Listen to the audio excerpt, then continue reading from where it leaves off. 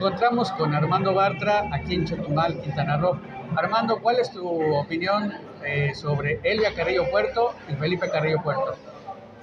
Lo que opino en primer lugar es que es el primero que me pregunta por este par de hermanos, Carrillo Puerto, empezando por la hermana, porque habitualmente le preguntan a uno en un orden invertido. ¿Qué opinas de Felipe Carrillo Puerto y también de su hermana Elvia? Bueno, tú empezaste diciendo qué opinas de Elvia Carrillo Puerto y de Felipe Carrillo Puerto, en ese orden. Porque en efecto son dos protagonistas que eran hermanos, llevaban el mismo apellido y obviamente estuvieron políticamente avenidos, pero que tienen un lugar, un valor histórico, cada uno por su cuenta. Elvia Carrillo Puerto, empezando por ello, era una mujer que nació en fines del siglo XIX, en una población muy importante entonces, lo sigue siendo, pero en ese momento era el centro del punto de salida del Tenenequén hacia el Puerto Progreso, Motul, de una familia modesta. Modesta quiero decir, tenían una tienda, una ferretería, el papá, pero eran 14 hermanos, o sea que eran pobres.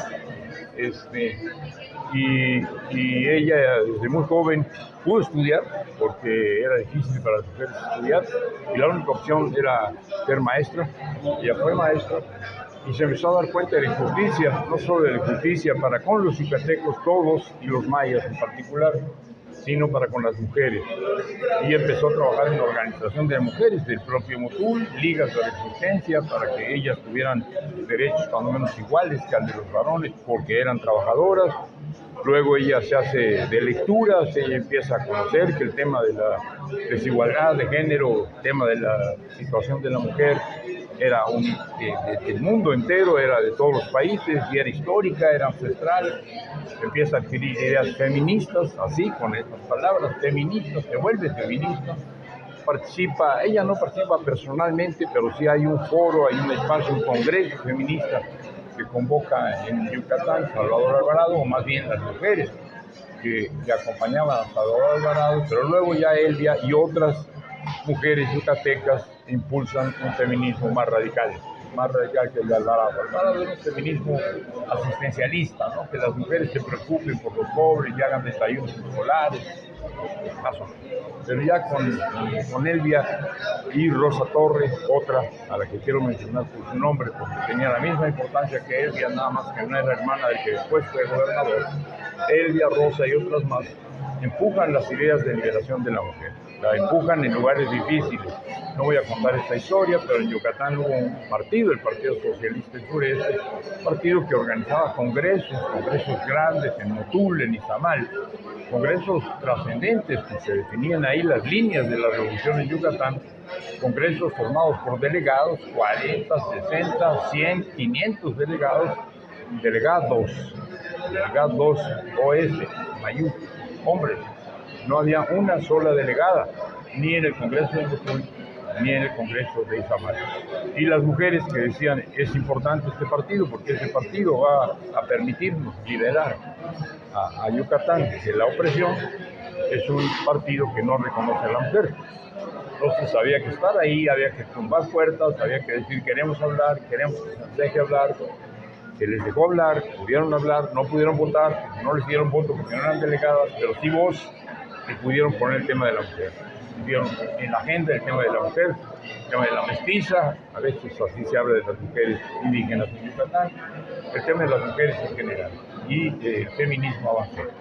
Elvia después tuvo cargos políticos, llegó a ser diputada, aunque no le dejaron tomar la curul porque hubo un golpe de Estado, eso lo recuperó. Sí tuvo una interesantísima carrera política en Yucatán, luego la tuvo también en el país entero y en eventos internacionales. Es de las forjadoras del feminismo en México, no en Yucatán, sino en México y en América Latina. Esa es Elvia. Y Elvia tenía un hermano, tenía 13 hermanos, eran 14 de familia. Y todos los hermanos hicieron política, todos o casi todos hicieron política.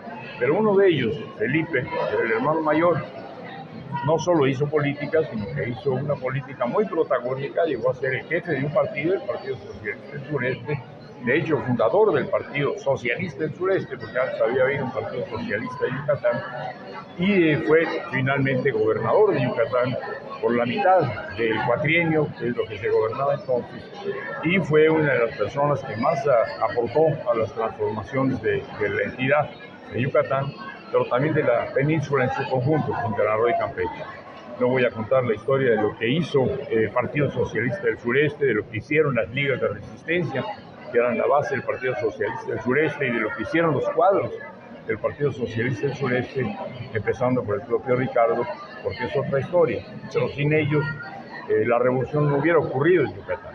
Sin ellos en la península hubiera pasado a oscuras la revolución, hubiera tenido ecos, porque llega el señor Alvarado y bueno, sí, viene de la revolución y demás, porque se escucha las propuestas, porque se forman partidos, pero una revolución nacida desde abajo en la península, una revolución realmente de la base indígena maya de la península, fue la que hicieron ellos, el Partido Socialista del Sureste, Elvia Carrillo Puerto con las mujeres,